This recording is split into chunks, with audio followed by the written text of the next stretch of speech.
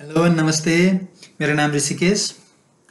आज हामी कोरोना महामारी पश्चात साना व्यवसायलाई पुनः सञ्चालन कसरी गर्ने भन्ने बारेमा चर्चा गर्नेछौँ।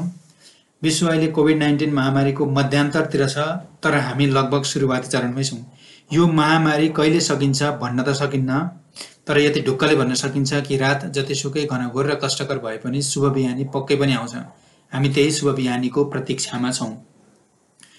यस भिडियोमा हामी त्यस्ता साना व्यवसायहरूलाई समेट्नेछौँ जसलाई कोरोना महामारीको दीर्घकालीन असर तुलनात्मक रूपमा कम परेको छ।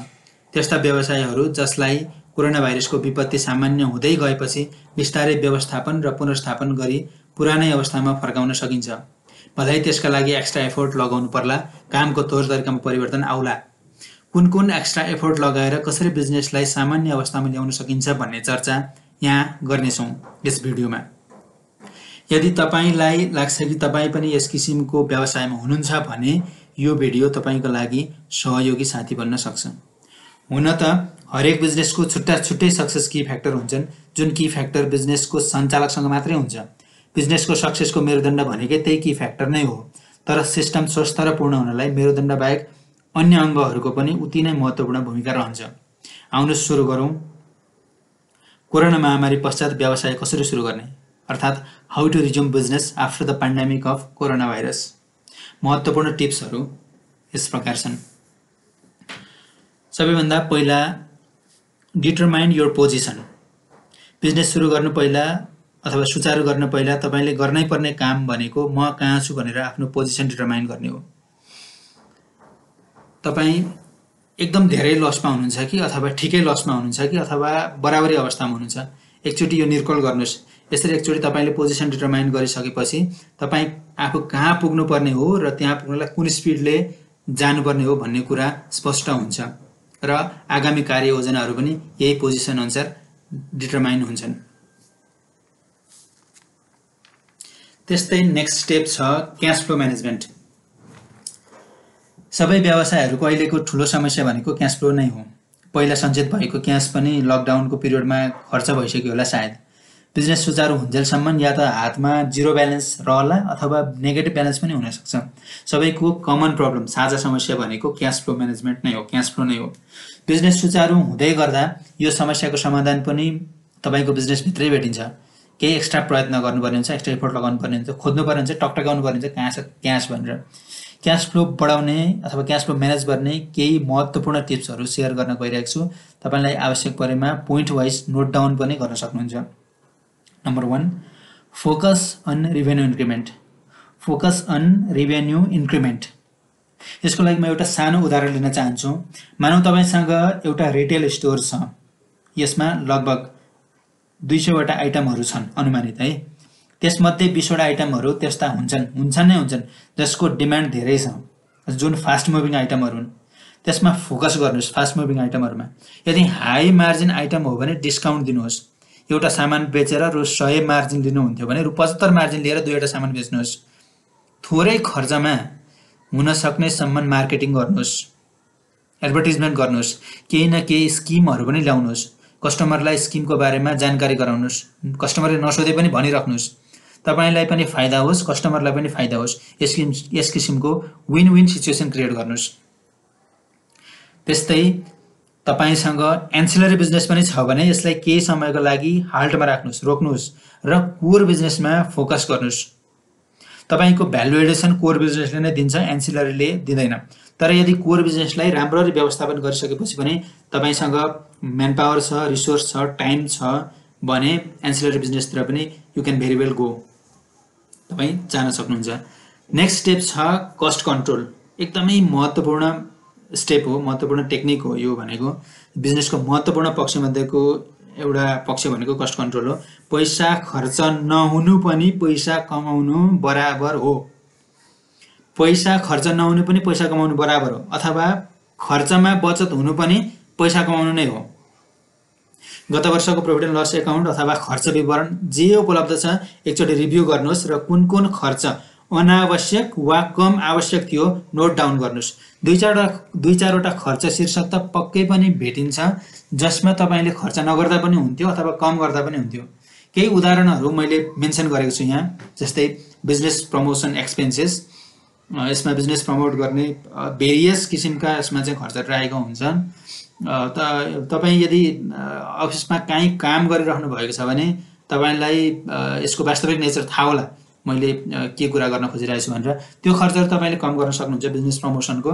त्यस्तै सेकेन्डली स्टाफ वेलफेयर एक्सपेन्समा पनि हामीले खानापिना पार्टी भोजहरू अलिक बढी नै गरिरहेको हुन्छौँ। पार्टीसाटी यो 2-4 महिना अगाडि पार्टी नगरे पनि हुन्छ। त्यो बाहेक अन्य खर्चहरू पनि केही छ भने त्यो पनि कम गर्न सकिन्छ।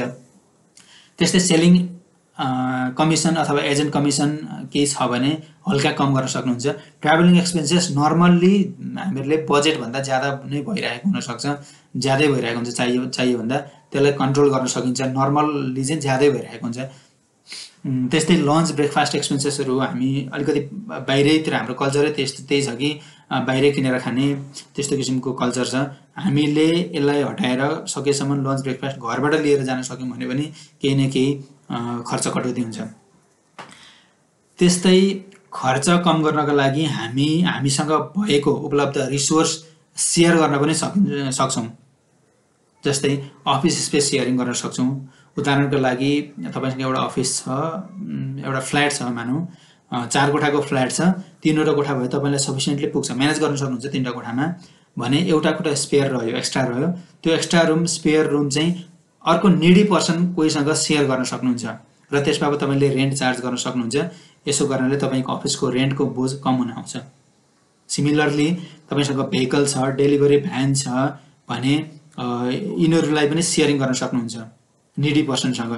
यसले गर्दा तपाईँको इन्स्टलमेन्ट कस्ट कम हुन आउँछ। त्यस्तै स्टोर सेयरिङ गर्न सक्नुहुन्छ। स्टोर यदि तपाईँले 100% युटिलाइज गरिराख्नु भएको छैन भने अरूसँग सेयरिङ गर्नुहोस्। इन्भेन्टरी म्यानेजमेन्ट कस्टमा कमी आउँछ। त्यस्तै अन्य धेरै रिसोर्सहरू हुन सक्छन् जसको चाहिँ तपाईँले 100% युटिलाइजेसन गरिराख्नु भएको छैन भने त्यस्ता सबै रिसोर्सहरू तपाईँले अर्को सिमिलर निडी पर्सनसँग सेयर गर्न सक्नुहुन्छ। यी सबै कस्ट कन्ट्रोलका मेजर्सहरू हुन्। हामी क्यास फ्लो म्यानेजमेन्ट कसरी गर्ने भन्ने कुराको डिस्कस गर्दैछौँ र त्यही क्रममा छौँ। अगाडि आउने 1-2वटा पोइन्टहरू पनि क्यास फ्लो म्यानेजमेन्टसँगै रिलेटेड छन्। नेक्स्ट पोइन्ट छ डेप्टर्स एकाउन्ट रिसिभेबल्स म्यानेजमेन्ट। तपाईँसँग डेप्टर्स छन्, एकाउन्ट रिसिभेबल्स छन् भने रियलाइजेसनमा अलिक बढी जोड दिनुहोस्। पैसा माग्नु पऱ्यो, गाह्रो साह्रो भएको बेलामा अलिकति एक्स्ट्रा इफोर्ट लगाएर भए पनि पैसा अलिकति चाँडो माग्ने कोसिस गर्नु पऱ्यो। त्यस्तै तपाईँसँग नयाँ अर्डर छ अथवा नयाँ कस्टमर्सहरू छन् भने तपाईँ एडभान्स लिन सक्नुहुन्छ। पहिला तपाईँको सिस्टम के थियो, क्रेडिट पिरियड कति थियो, त्यो कुरालाई चेन्ज गरेर अलिकति एडभान्सतिर फोकस गर्न सक्नुहुन्छ कि पहिल्यै पैसा लिने। त्यसो गर्दा तपाईँसँग अलिकति टाइमभन्दा पहिल्यै क्यास हातमा पर्छ, त्यसलाई तपाईँले दायाँ खेलाएर क्यासबाट फेरि क्यास जेनेरेट गर्न सक्नुहुन्छ। त्यस्तै तपाईँसँग क्रेडिटर छ, अकाउन्ट्स पेएबल छन् भने ड्यु डेट एक्सटेन्ड गर्न कोसिस गर्न सक्नुहुन्छ। नहुन पनि सक्छ तर कोसिस त गर्न सकिन्छ। यदि भइहाल्यो भने तपाईँले पेमेन्ट अलिक ढिलो ठेल्न सक्नुहुन्छ, पछाडि ठेल्न सक्नुहुन्छ। त्यो कारण तपाईँले अलिक लामो समयसम्म हातमा क्यास खेलाउन सक्नुहुन्छ र त्यसले रिजेनेरेट गर्न सक्नुहुन्छ क्यास। त्यस्तै सकेसम्म तपाईँ सक्नुहुन्छ भने लोन लिनुहोस्। ब्याङ्कबाट हुन्छ अथवा फाइनेन्सबाट हुन्छ, सहकारीबाट हुन्छ, कहीँबाट जहाँबाट सहज हुन्छ त्यहाँबाट सर्ट टर्म लोन लिन सक्नुहुन्छ। त्यसले पनि तपाईँको क्यास फ्लोमा हेल्प गर्छ, क्यास इन्फ्लोमा हेल्प गर्छ। अथवा बरो पनि गर्न सक्नुहुन्छ। तपाईँले बरोइङमा पनि एउटा ध्यान दिन सक्नुहुन्छ। आफन्तसँग अथवा साथीभाइसँग थोरै समयका लागि स्यापटी लिन सक्नुहुन्छ। तर यसमा एउटा कन्डिसन चाहिँ के छ भने तपाईँले जति समयका लागि भन्नुभएको थियो त्योभन्दा पहिला नै अथवा त्यो समयभित्रमा रिपे गरिसक्नुपर्ने हुन्छ। अदरवाइज तपाईँको साथीभाइसँग अथवा आफन्तसँग, रिलेटिभसँग चाहिँ सम्बन्ध बिग्रिन सक्छ। सम्बन्ध बिग्रिन दिनु चाहिँ हुँदैन। त्यस्तै गरी तपाईँ क्यापिटल इनफ्लो गरेर पनि क्यास फ्लोलाई अलिकति बढाउन सक्नुहुन्छ। क्यापिटल इन गरेर सेयर होल्डर अथवा पार्टनर एड गर्न सक्नुहुन्छ। त्यसले गर्दा तपाईँको क्यापिटल इन हुन्छ। त्यसले गर्दा तपाईँले अरू क्यास जेनेरेट गर्न सक्नुहुन्छ त्यो क्यापिटलले। सिमिलरली नेक्स्ट स्टेप छ तपाईँसँगै यदि तपाईँसँगै 2 किसिमको बिजनेस छन् अथवा अरू कोही व्यक्तिसँग पनि सिमिलर नेचरको बिजनेस छ, एकै किसिमका अथवा एकै किसिमका नभए पनि एउटै सप्लाई चेनमा पर्ने चाहिँ बिजनेस छन् भने दुईटा बिजनेसलाई मर्ज गरेर शक्तिशाली मजबुत बनाएर पनि तपाईँ अगाडि जान सक्नुहुन्छ। यसो गर्दाखेरि तपाईँको रिसोर्स स्ट्रङ हुन्छ, जस कारणले गर्दा चाहिँ क्यास जेनेरेट गर्न तपाईँलाई मद्दत पुग्दछ। यी 9वटा पोइन्ट भए हामीले क्यास फ्लो म्यानेजमेन्टसँग रिलेटेड पोइन्टहरू डिस्कस गऱ्यौँ। अब हामी नेक्स्ट स्टेप अगाडि बढ्दैछौँ जुन अर्डिनरी पोइन्ट रहेको छ। नेक्स्ट थर्ड पोइन्ट छ यो टेक्नोलोजीसँग नजिक भएर काम गर्नुहोस्। अहिलेको एकदम जरुरी गर्नै पर्ने लिनै पर्ने स्टेप्स भनेको मेजर्स भनेको यो टेक्नोलोजीसँग नजिक भएर, टेक्नोलोजीसँग टाढा भएर कुनै पनि काम अहिले 100% सक्सेस गराउन सकिँदैन। फेसबुक छ, इन्स्टा छ, युट्युब छ, यी सोसियल साइट मार्फत तपाईले आफ्नो बारेमा अरूलाई भन्दै गर्नुपर्ने हुन्छ, भनिराख्नुपर्ने हुन्छ, भनेको भने गर्नुपर्ने हुन्छ बारम्बार। यसले दीर्घकालीन रूपमा फाइदा दिन्छ। सुनेको सुनै गरेपछि मान्छेले कुनै न कुनै दिन त त्यो मैले सुनेको थियो भन्ने कुरा दिमागमा आउँछ, जसले गर्दा तपाईसम्म पुग्नलाई सहयोग पुर्याउँछ। यी कुराहरूले सम्भव भएसम्म एप्स बनाउनुहोस्, डेभलप गर्नुहोस्, अथवा वेबसाइट त कम्तीमा बनाउनै पर्ने हुन्छ र रेगुलर रूपमा अपडेट गर्नुपर्ने हुन्छ। फेरि पनि भन्छु, अपडेट रेगुलर रूपमा गर्नुपर्ने हुन्छ। कसैलाई पनि नयाँ कुरा चाहिएमा सबैभन्दा पहिला गएर हेर्ने, खोज्ने भनेको त सर्फिङ गर्ने त नेटमै हो। तपाईको बारेमा कसैलाई जानकारी लिन मन लाग्यो भने उसले पहिला नेटमै हेर्छ कि नेटमा के अवेलेबल छ भनेर। त्यो कारणले गर्दाखेरि तपाईँ इन्टरनेटमा एक्टिभली एभाइलेबल हुनुपर्ने हुन्छ। आफ्नो प्रोडक्टहरू, आफ्नो बारेमा भन्दै गर्नुपर्ने हुन्छ। अथवा इन्टरनेट बाहेक अरू जुनसुकै माध्यममा भए पनि तपाईँ एसेसिबल हुनुपर्ने हुन्छ। त्यस्तै नेक्स्ट स्टेप छ, तपाईँ ई सेवा अथवा फोन पे जस्ता अनलाइन पेमेन्ट सिस्टमहरू अहिले धेरै छन् मार्केटमा। यिनीहरूमा रजिस्टर हुनुहोस्। सबैमै रजिस्टर भए केही फरक पर्दैन। यसले गर्दा कस्टमरलाई पेमेन्ट गर्दैन सजिलो हुन्छ, चाँडो हुन्छ, चाहिँ यो झन्झटिलो हुँदैन, फटाफट हुन सक्छ। अनि अर्डिनरली पनि अनलाइन पेमेन्टहरू अथवा ब्याङ्किङ, नेट ब्याङ्किङ, इन्टरनेट ब्याङ्किङहरू त नर्मली भइ नै राखेको हुन्छन्। एडिसनल्ली यी फिचर्सहरू पनि तपाईले कस्टमरलाई दिनुहोस् ताकि कस्टमरलाई सजिलो होस् पेमेन्ट गर्नलाई।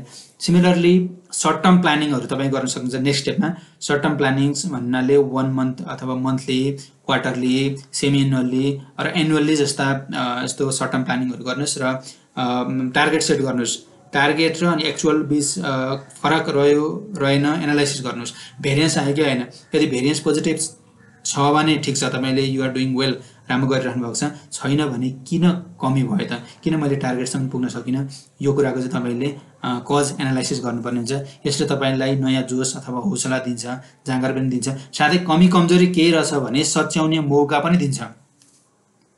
सिमिलरली नेक्स्ट स्टेपतिर म गइरहेको छु। नेक्स्ट स्टेप छ पब्लिक वेलफेयर एक्टिभिटिज अथवा कर्पोरेट सोसियल रेस्पोन्सिबिलिटी पनि भन्छौँ हामी। पब्लिक वेलफेयर एक्टिभिटिज जस्ता सामाजिक काममा चाहिँ सहभागिता जनाउनु पर्ने हुन्छ। यसले तपाईलाई पब्लिकको माया, प्रेम, सहानुभूति, आशीर्वाद र विश्वास मिल्छ। अथवा त्यो भन्दा पनि अझै राम्रो कुरा तपाईलाई आत्मसन्तुष्टि मिल्छ कि मैले सोसियल एक्टिभिटिजमा म इन्भल्भ भइरहेको छु भनेर। त्यो आत्मसन्तुष्टिले तपाईलाई धेरै माथि पुर्याउन सहयोग गर्छ। सिमिलरली नेक्स्ट पोइन्ट छ, नेक्स्ट स्टेप छ कम्पिटिटर्सको बारेमा। तपाईले जहिले पनि जानकारी राख्नुपर्ने हुन्छ कि कम्पिटिटर्स कहाँ छन्, मभन्दा कम्पिटिटर्स अगाडि छन् कि, उनीहरूले युज गरेको टेक्नोलोजी मैले गरेको भन्दा एडभान्स छ कि, उनीहरूको वे अफ डुइङ बिजनेस कस्तो छ।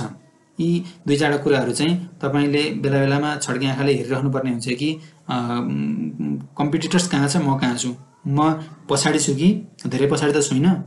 यो कुराहरू विचार गर्दै गर्नुपर्ने हुन्छ। कम्पिटिटर्सको बारेमा तपाईले जहिले पनि जानकारी चाहिँ राख्नै पर्ने हुन्छ। यो त through out the life cycle, बिजनेसको लाइफ साइकल भरि नै राख्नुपर्ने हुन्छ कि यो पेन्डेमिक महामारी जस्तो सिचुएसनमा मात्र होइन, अरू बेला पनि जहिले ध्यान दिनुपर्ने कुराहरू हो कि मभन्दा मेरो कम्पिटिटरले कुन लेभलमा गएर कसरी काम गरिरहेछ। सिमिलरली नेक्स्ट पोइन्ट छ स्टाफहरूलाई मोटिभेसन गर्नुपर्ने हुन्छ, गर्दै जानुपर्ने हुन्छ।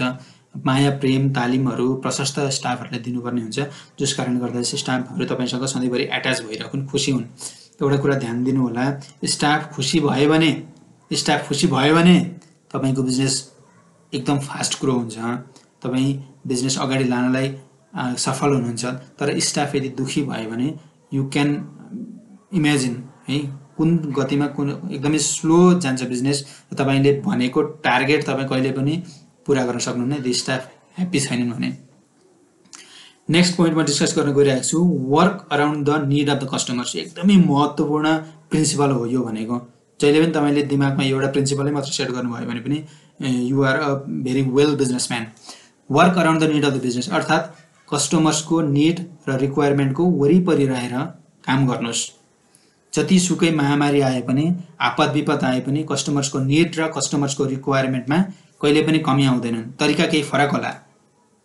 समयअनुसारको कस्टमर्सको निडलाई फलो गर्न सक्नुभयो भने तपाईको बिजनेस सर्भाइभ मात्र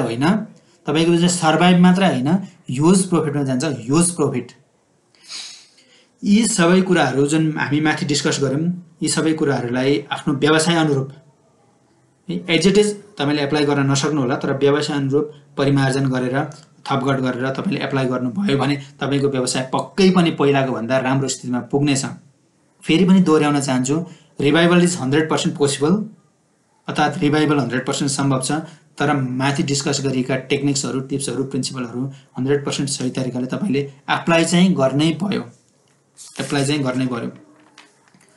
अन्त्यमा के भन्न चाहन्छु भने एडीबी को प्रक्षेपण अनुसार विश्व बजारमा कोरोना महामारीको कारण 8.8 ट्रिलियन US डलरको लसको अनुमानित तथ्याङ्क सार्वजनिक भएको छ।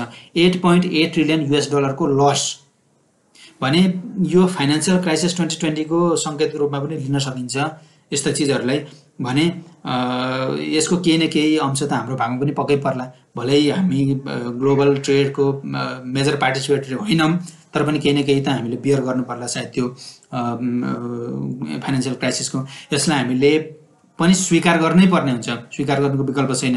यो महामारीबाट आत्तिनु हतोत्साही हुनु भन्दा पनि धैर्यता र संयमता अपनाउनु नै यसबाट निस्किने एउटै मात्र उपाय हो। परीक्षाको घडीमा संयमता र धैर्यताले नै विजयको बाटोतर्फ लैजान्छ। यति भन्दै प्रेमपूर्वक भिडियो हेरिदिनु भयो सुनिदिनु भयो यसको लागि धेरै धेरै धन्यवाद र यदि तपाईलाई यो भिडियो सम्बन्धी केही पनि कुरा भन्न मन छ भने कृपया कमेन्ट बक्समा गएर आफ्नो कुराहरू राखिदिनु होला। यति भन्दै म भिडियो एन्ड गर्न चाहन्छु। धेरै धेरै धन्यवाद।